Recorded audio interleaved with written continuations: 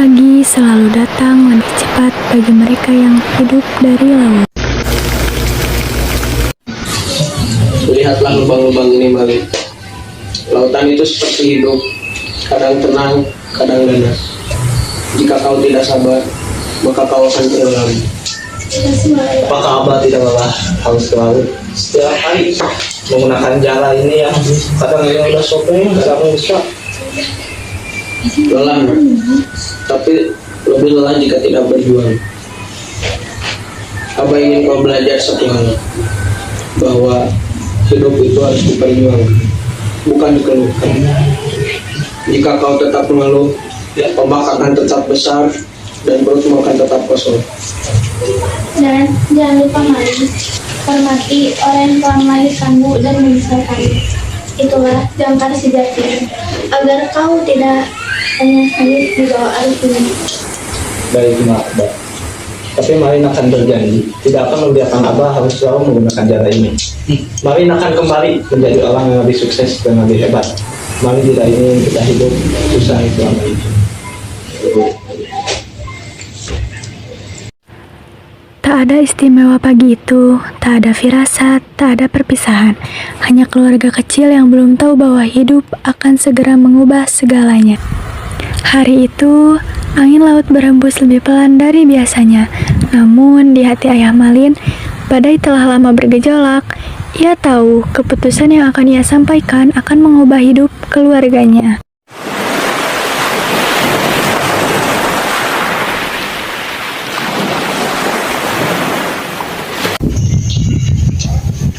Sejak pagi kau diam saja. Apa yang kau pikirkan? Saat ini hasil laut semakin sedikit dan jala pun sudah semakin tua. Aku sudah berusaha, tapi tetap tidak bisa menjamin masa depan kalian.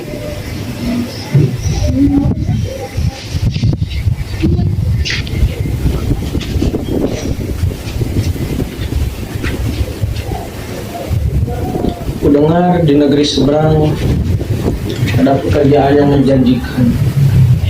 Mungkin jika aku merantau, aku bisa mengubah nasib kita. Hah? Merantau? Maksudmu kau akan meninggalkan kami? Iya, karena mungkin ini adalah satu-satunya cara yang kita punya. Berapa lama? Aku takut kau akan melupakan. Jangan pulang. Aku akan pulang jika Tuhan mengizinkan. Keputusan telah diambil, bukan karena keinginan, melainkan karena harapan. Namun, tak ada yang tahu bahwa perpisahan ini akan menjadi awal dari sebuah tragedi panjang. Pagi itu, laut menjadi saksi perpisahan. Ada perpisahan yang tidak diiringi tangis, tidak ada teriakan, tidak ada janji yang diucapkan dengan lantang. Hanya langkah yang perlahan menjauh dan harapan yang dititipkan pada waktu.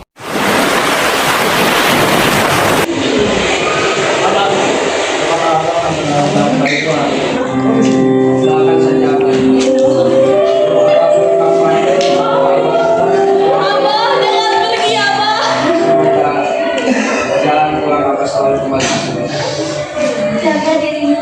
Jangan memaksakan kehendakmu pada laut.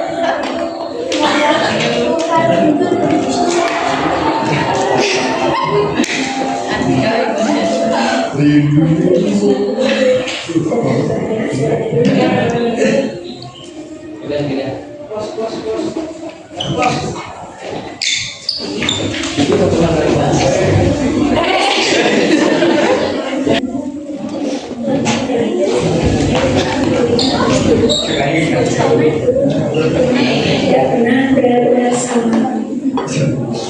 Waktu berjalan pelan di desa kecil itu. Sebagian orang pergi, sebagian bertahan, dan sebagian lainnya belajar menerima.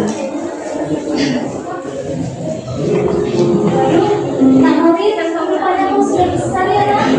Rasanya baru kemarin melihat komen pasir bawa ke sampai itu. Rasanya. Ya, itu lah. Waktu memang merasa cepat.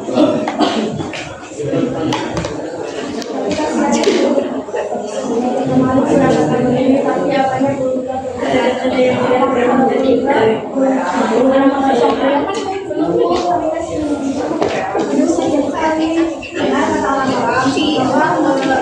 Pencuri yang mencuri semua jangan-jangan segala harus berpegang mengatakannya. Tetapi kalian harus siap dengan segala kondisi terburuk. Paulus memang tidak punya hati bagi orang miskin seperti kita. Kita yang berjalan, tapi Paulus yang menentukan siapa yang boleh pulang. Dan seperti itu. Nah, sekarang kau yang menjadi tulang punggung kalian. Itulah saya ingin apa saya harus memohon kepada siapapun.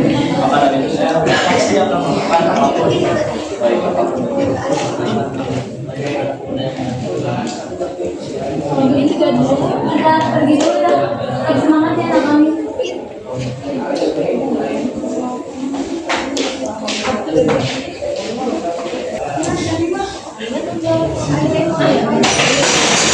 Sampai kapan, Mak? Sampai kapan kita harus selalu menerima tatapan sedih dari mereka? Mereka selalu berpikir bahwa Abah benar-benar sudah tidak ada dan tidak akan pernah kembali. Mereka berpikir kalau kita ada orang-orang yang halal.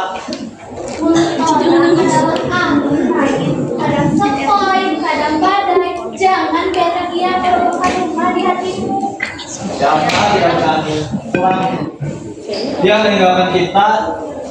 Hingga kita akhirnya seperti ini selalu menjadi omongan para ibu-ibu itu setiap kita di pasar.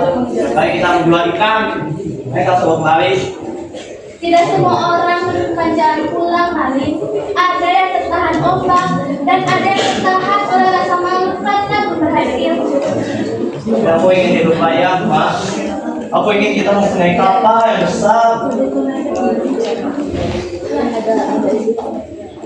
Mak, kalau misalkan Marin pergi merantau, agar bisa kita hidup layak, agar bisa Marin memberikan Mak kapal yang bagus, rumah yang layak, dan kain suka yang sangat halus. Apakah Mak mengizinkan? Tidak itu dalam hidupku untuk membuktikan diri. Ama akan lebih besar. Ama akan selalu ada di setiap sudut Marin saat nanti kita akan pergi.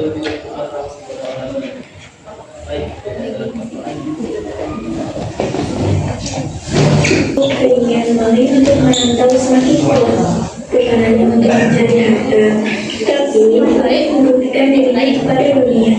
Perjalanan besar selalu dimulai dengan kemudahannya untuk meninggalkan yang paling dekat. Siapa yang ikut berlayar hari ini? Saya, Makora. Kau pernah ke laut lepas? Laut lepas, saya Gus. Laut tidak pernah ramah pada orang ragu. Tapi saya siap belajar untuk melawan. Naik, ikuti aturan kapal.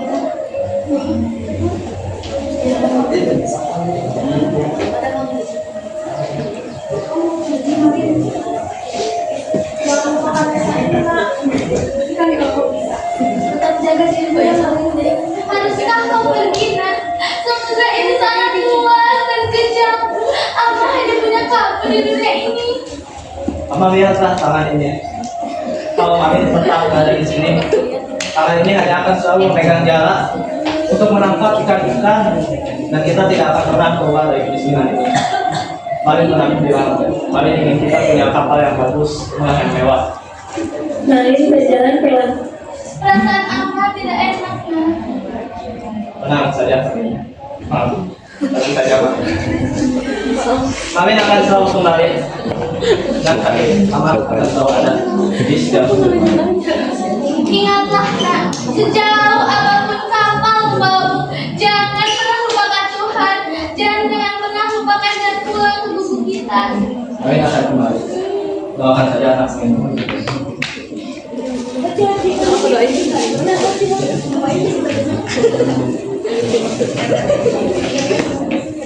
Naikkan jangkar.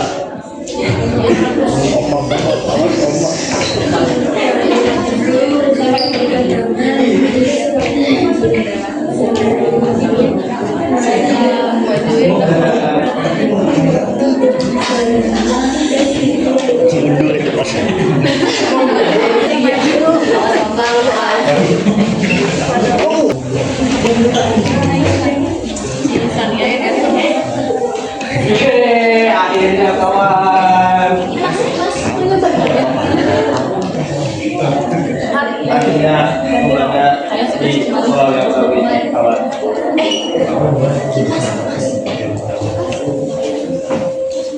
Aku dengar di pulau ini, kawan, banyak sekali cara kita Pak agar kita bisa duduk di kursi mewah itu, kawan.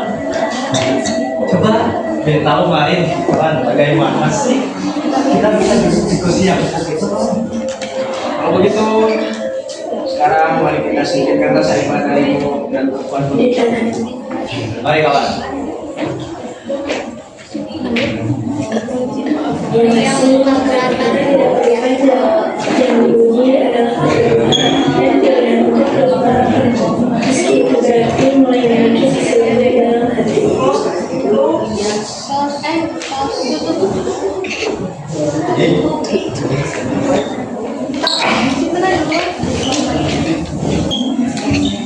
Atau enggak?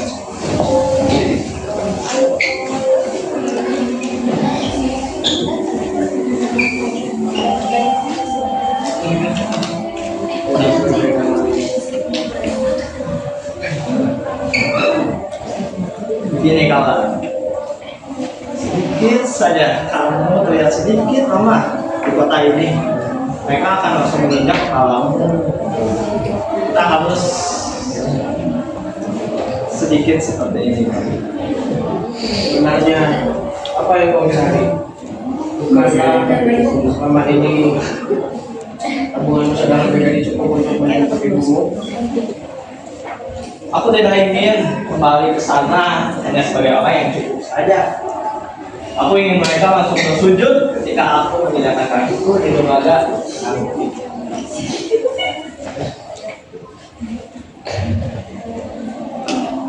Dan kau ibumu kawan sudah melahirkanmu dan memberimu izin untuk menangkap. Aku tidak hanya menemukannya, aku sekarang sedang mencarinya, kawan. Tinggal waktu yang menentukan. Bagaimanapun juga, perdagangan ini tidak cukup cepat. Kita harus mulai strategi baru.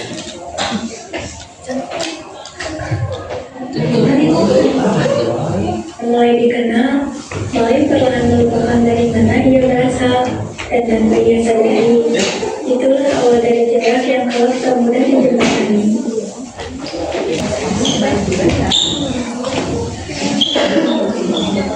Tidak semua kekuasaan datang dengan suara keras, sebagian hadir dalam senyum dan bertahan lewat pengaruh. Perhatikan kau sering sekali kepada pria itu. Kau yakin dengannya? Banyak yang ingin menunggu. Yakin saja, karena bangsa di sana dan merasa jadi itu pantas. Maka merasa terbaik segalanya. Bermain dengan rasa yang kekuasaan yang memiliki. Tapi bukankah asal usulnya sangat sederhana itu? Orang seperti dia, aku melakukan zaman.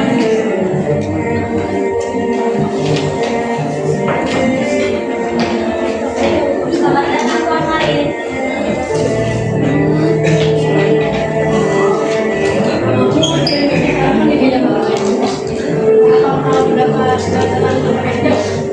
Ya, saya datang dari Samudaya, sangat luas dan jauh. Aku selalu bilang pada mereka, beban akan menjadi sama kamu akan menjadi salah dan orang yang salah. Maka dari itu, kamu harus berani memutuskan dan mengikatmu di tanah yang baik dan kota itu kemudian kan? Bagaimana kalian tahu itu? Kau tidak akan membawa Islam ke istana ini kan? Ya, saya pasti akan mencari tempat yang bagus. Tempat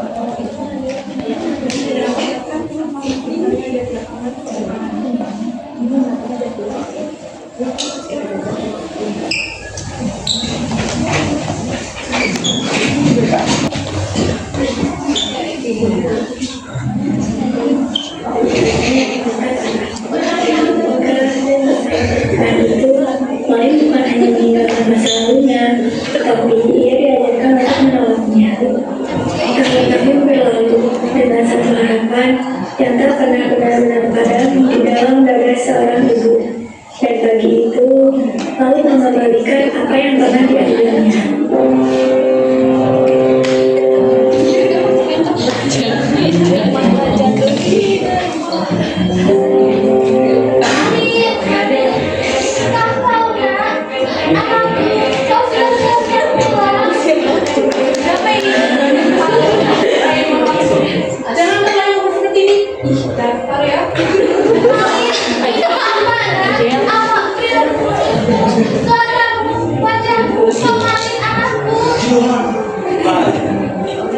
Aku bukan anak. Mungkin ibu hanyalah seorang pengemis yang ingin meminta uang. Malin, lihat aku baik-baik. Angka yang menungguku di dermaga setiap senja. Jangan salahkan hati aku seperti ini. Suami saya adalah keluarga besar. Dia tidak mungkin dari desa seperti ini. Salah orang.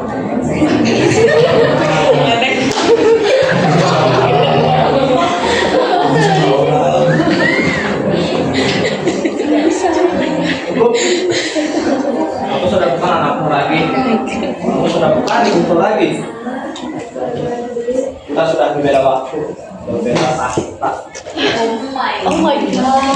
Kalau begitu, jika kau benar-benar bukan anakku, maka aku tidak punya apa-apa lagi. Langit telah menjadi saksi.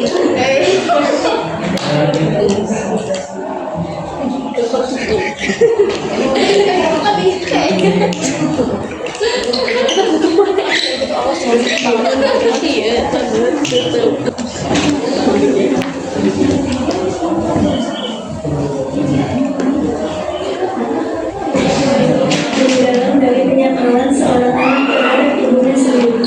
Dan jika ada doa yang lagi tulus selain doa yang lahir dari hati yang hancur. Ya Tuhan, jika benar dia anakku, dan jika keselamatan telah menutup hatinya, jangan biarkan dia hidup tanpa mengingat asalnya. Apa yang ibu lakukan? Ibu mengembalikan kepada kebenaran. Ya Roh.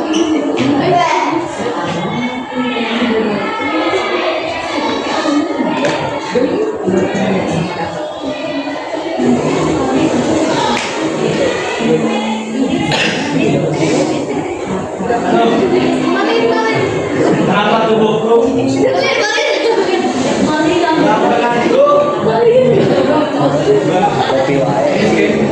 Anakku, andai kau masih mengakuiku, doa ini sangat besar.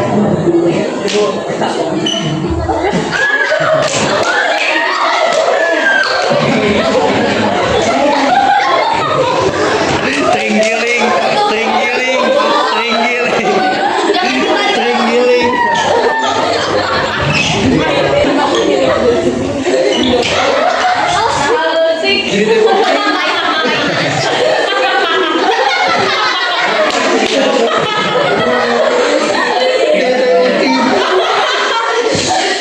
Apa yang kau terjadi di sini?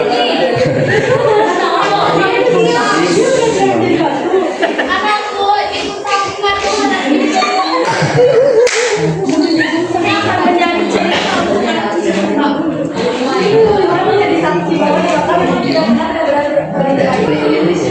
ini sebagai pendengar, bukan untuk seperti tapi untuk mengingat.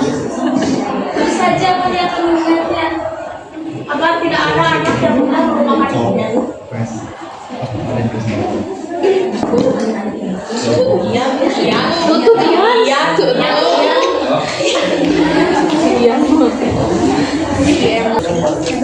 Ayo capek.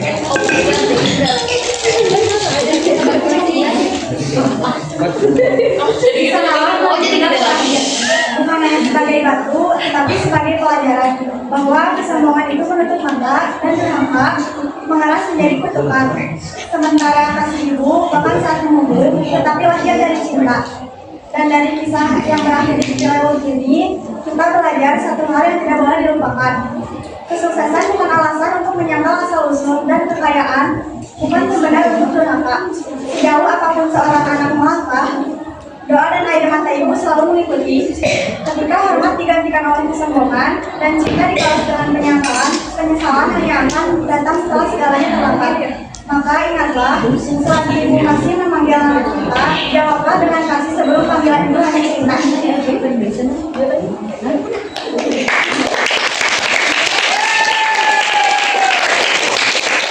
Jadi inti dari cerita Mari bukan soal kekayaan, bukan soal tentang ibu, bukan tentang batu juga, tapi inti tentang mengingat siapa yang selalu ada ketika kita sedang berada di titik terendah. Jangan melihat ketika kita sudah berada di tinggi, jangan melihat ketika kita sudah mempunyai segalanya, tapi lihat ketika kita tidak punya segalanya.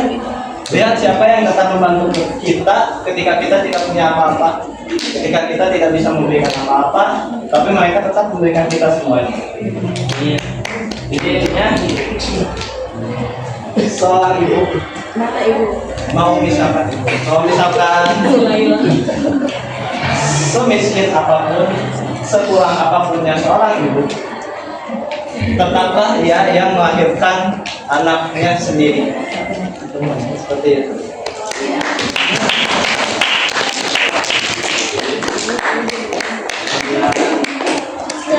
Sebenarnya ya seorang ibu itu kan tulus sayang sama anaknya. Jadi selalu nemuin. Jadi sebenarnya bukan pengen anaknya sukses atau apa, pengen ditemuin seorang ibu itu sama anaknya. Dan jangan pernah kalian sesekali pada ibu kalian ya, karena ibu kalian sudah melahirkan ibu kalian kecil. Jadi kalian sayangi ibu kalian selagi masih ada.